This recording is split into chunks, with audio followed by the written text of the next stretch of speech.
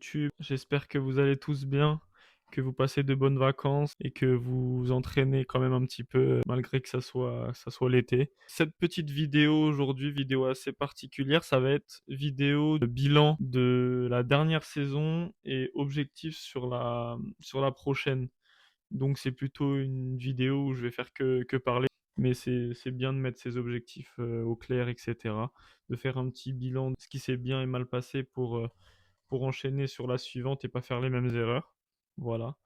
Donc premièrement, on va parler du coup de ma précédente saison, donc le bilan. Alors comptablement, j'avais commencé la saison à 678 points et je l'ai terminé à 920 points, ce qui fait plus de 240 points environ sur la saison. Donc il faut savoir que j'ai fait 130 matchs de mémoire. Donc c'est globalement c'est correct. Faire plus de matchs pour moi c'est compliqué. Pour moi c'est un bon rythme. Donc on va essayer plutôt de chercher la qualité, de faire peu de matchs mais d'en gagner. Voilà. J'ai fait les championnats par équipe. J'étais en D3 sur la première phase et j'ai basculé en D2 sur la deuxième phase. J'ai fait aussi les indives. J'avais commencé en D4. J'ai gagné premier critérium, je crois. Non, j'ai fini deuxième sur le premier critérium. Donc j'ai atterri en D3 et je me suis maintenu en D3 sur les suivants. J'ai fait quelques tournois. Notamment, j'ai fait Chartres, j'ai fait Igny. Qu'est-ce que j'ai fait d'autre? Saint-Rémy-les-Chevreux, je crois. Donc voilà, j'ai dû faire 4 ou 5 tournois dans l'année. Donc en tournoi en général, c'est pas foufou.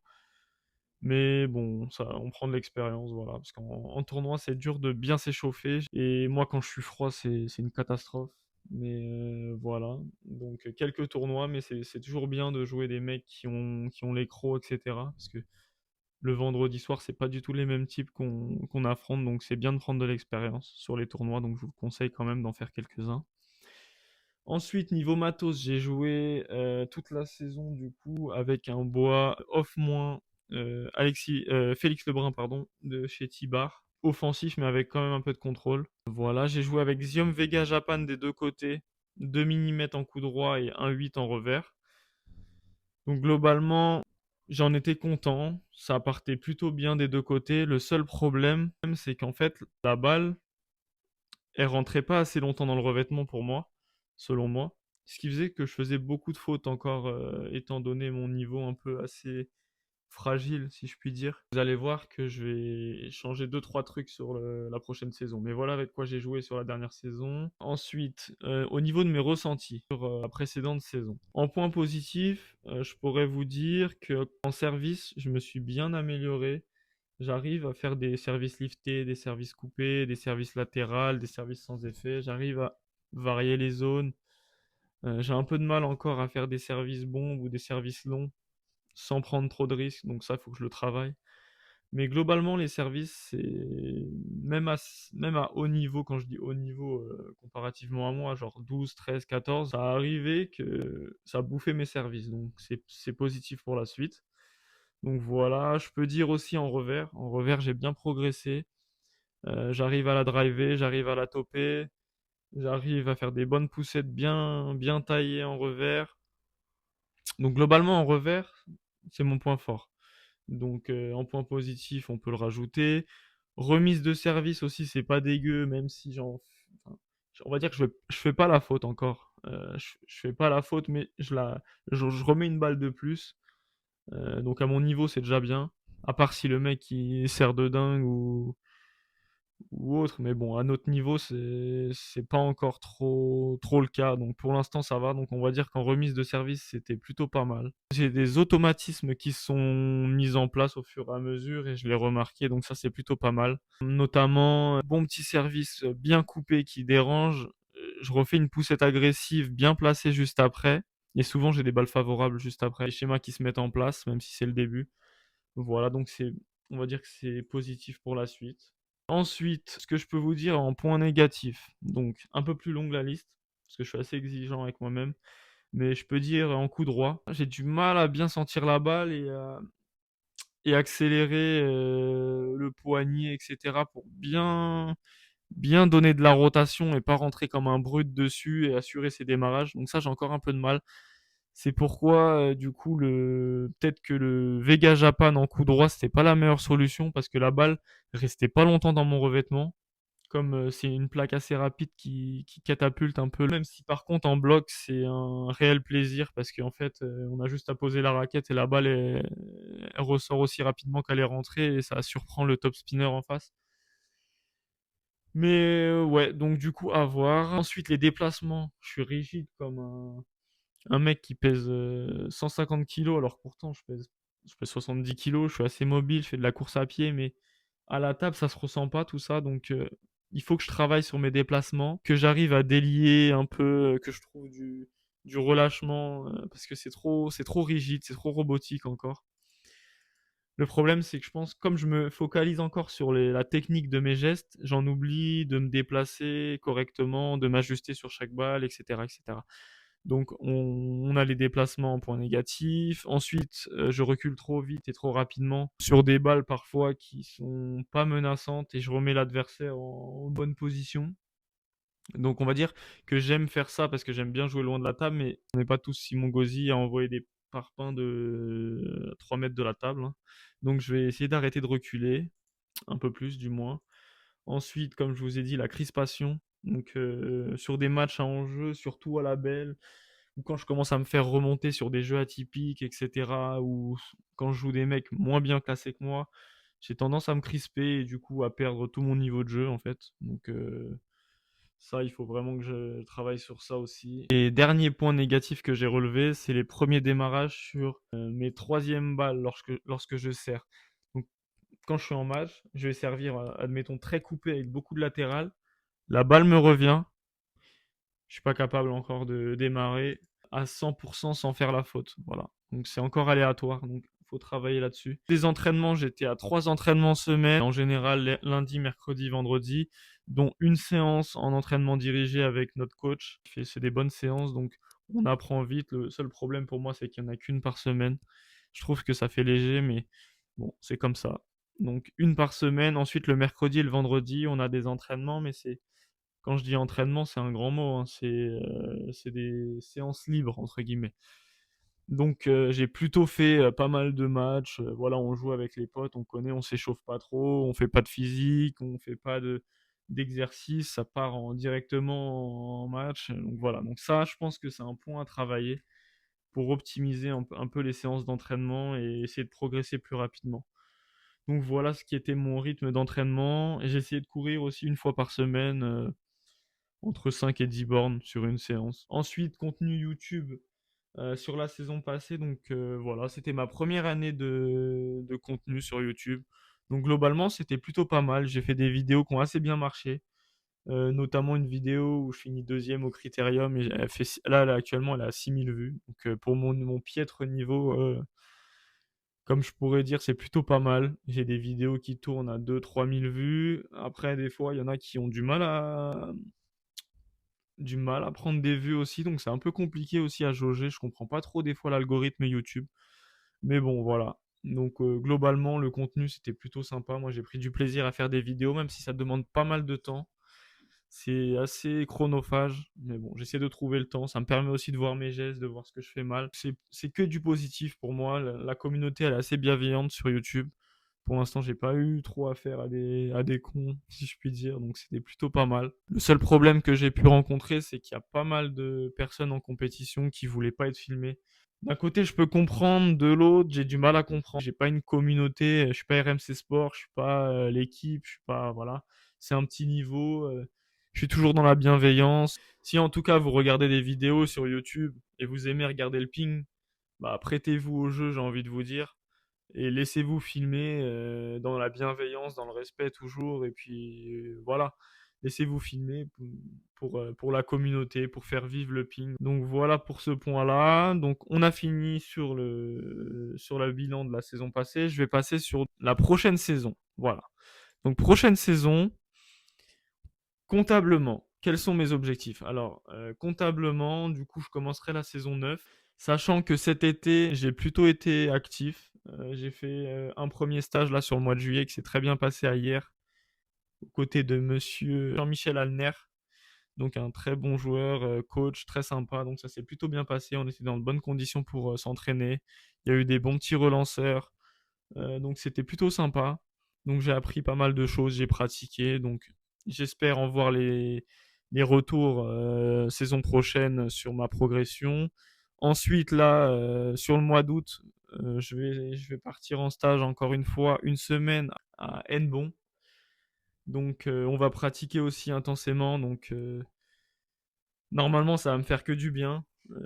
J'espère que ça va se voir à la table, comme je vous ai dit. Donc globalement, on met les chances de notre côté pour bien progresser. Je me suis aussi pas mal entraîné en faisant du robot, en évoluant aussi, en faisant des exercices. Donc, globalement, je me suis bien préparé pour la prochaine saison. Donc, comptablement, on va dire, j'aimerais viser fin de saison prochaine, donc juin 2027. J'aimerais finir aux alentours des 12. Si 12, on va dire, c'est mon objectif. Et 13 si je suis un rêveur. Mais je pense que 12, ça va être un peu plus réalisable dans un premier temps. Ça me fait plus 300 points, tout en sachant que ça commence à savoir jouer au ping entre 10 et 12. Donc il va falloir que je sois constant, que je redescends pas mon niveau de jeu quand je me crispe. Faut que je joue relâché, que je sache ce que je sais faire, que j'applique ce que j'ai appris à l'entraînement. Voilà. Donc je pense qu'avec une année de plus, ça sera plus facile de mettre en liaison tout ce que j'ai appris sur ces 3 premières années de ping. Ensuite, changement de matos. Donc comme je vous ai dit, Vega Japan, j'avais vraiment des bons ressentis, hein. Ça m'a fait de la peine de changer, mais en fait, je faisais trop de fautes. Voilà. Donc quand les démarrages y passent, c'est beau, ça revient pas. Mes services, je peux accrocher la balle parce que là, il y a une bonne adhérence. Franchement, c'est super top. Mais je pense que c'est encore un peu trop tôt. Donc, les Vega Japan, je vais les mettre au placard, peut-être les ressortir dans un an. Et du coup, je passe sur, sur du Vega Europe DF, donc Dynamic Friction. Donc, c'est du Vega Europe, c'est un peu moins rapide que le Japan. Il y a beaucoup plus de contrôle, mais c'est quand même assez dynamique, si je puis dire. Bon, on va dire que c'est un meilleur compromis, contrôle, rapidité. On est beaucoup moins rapide que du Japan, mais je vais moins faire la faute en démarrage, rotation, parce que je vais mieux sentir la balle dans ma raquette et puis en bloc. Alors là, normalement, je fais pas. Quand il y a pas d'incertitude, je mets ma raquette, je fais pas la faute. Donc ça revient tout seul, c'est beaucoup de contrôle. Et en remise de service face à des très bons joueurs, je pense que ça va plutôt m'aider. Donc voilà, donc changement de matos sur la saison prochaine, tout en sachant que je garde le même bois. Voilà. Donc petite évolution à ce sujet sur la prochaine saison. J'ai commencé à m'entraîner avec, j'ai des bons ressentis. Voilà, je me suis fait à l'idée que ça partait moins vite de la raquette, mais il faut que je m'engage plus dans la balle. Voilà, c'est tout. Ensuite, entraînement. Donc entraînement, on va toujours rester sur 2 ou 3 séances par semaine, dont une de séance entre guillemets dirigée. Il y a une séance où j'essaye de faire du robot. Et voilà, j'essaye de faire du robot sur une séance par semaine ou faire des exercices, que des exercices, donc pas de match. Et une séance où on essaye de mettre en pratique tout ce qu'on apprend chaque semaine en match. Voilà, pour pas perdre un peu les automatismes de l'incertitude, des services remises, des démarrages, etc. Donc j'essaye de faire un petit peu de match, tout en sachant que je vais essayer de plus me déplacer pour essayer de jouer des joueurs que je joue pas très souvent, parce que quand on a tendance à jouer les mêmes chaque semaine, en fait, on réfléchit plus et ça porte plus préjudice qu'autre chose quand on joue que les mêmes personnes. On sait ce qu'ils font sans même réfléchir, en fait. Et voilà, donc on va essayer de plus bouger, même si on n'augmente pas nos séances d'entraînement, on va essayer de les rendre, si je puis dire, plus qualitatives. Voilà. Donc, voili voilou. Ensuite, compétition sur la prochaine saison. Alors, compétition, bah, toujours championnat par équipe. Je vais évoluer en D1. J'étais en D2 là sur la dernière phase. J'étais à 75% ou 80% de victoire. Donc, je pense que c'est la suite logique que j'évolue en D1. Donc, je vais essayer de faire mes matchs en D1 et d'avoir tout de suite un taux de victoire assez correct. Normalement, en D1, ça va commencer à bien toper en face et moi, vu que je suis à l'aise en bloc et quand il y a du rythme, donc je pense que ça va être mieux pour moi. J'ai plus de mal sur les jeux qui avancent pas, les jeux merdiques, où ça bricole plus qu'autre chose. Donc je pense que ça va être plutôt une bonne chose pour moi. Donc à voir ce que ça va donner sur les premières sorties, même si j'ai essayé de bien me préparer. Ensuite, Critérium, donc du coup j'ai fini la phase précédente en D3. À voir si avec mon nouveau classement, je vais passer sur la D2 ou pas. Euh, J'espère commencer en D2. Même si je commence en D3, on va essayer de tout faire pour monter sur la première sortie, le premier critérium de la saison. Mais ouais, globalement, critérium, j'aimerais bien évoluer en D2 et pourquoi pas sur les derniers, fin de saison prochaine, être en D1 pour commencer à jouer des joueurs 13, 14, 15 pour continuer ma progression. Voilà. Donc niveau contenu sur YouTube, donc comme vous avez pu voir, j'ai fait deux petites séries. Donc il y a deux séries qui sont en cours que je vais alimenter tout au long de l'année. C'est la première, c'est j'affronte un crack. Donc j'affronte un joueur très bien classé ou un joueur atypique qui a pas mal de points, qui joue très bien. Voilà, on va dire des profils assez qualitatifs, pongistiquement parlant, si je puis dire, avec un très bon niveau. Voilà, pour mettre en évidence, entre guillemets, les différences de niveau entre un joueur plutôt débutant comme moi et un mec qui tape bien la balle, voilà, avec pas mal de techniques. Voilà pour la première série. Ensuite, une deuxième série, c'est Boost Stomping. Donc Boost Stomping, c'est plutôt des séances d'entraînement assez spécifiques avec soit un coach ou en cours particulier ou voilà, ou un mec qui s'y connaît très bien et je fais une petite séance pour aider le commun des mortels à progresser sur des points techniques spécifiques. Donc la première vidéo, si vous n'avez pas été la voir, allez la voir, c'était sur le coup droit, donc avec un coach, un joueur très avec beaucoup de savoir, si je puis dire, et puis qui m'apporte beaucoup au quotidien dans ma progression. Donc n'hésitez pas à aller checker la vidéo.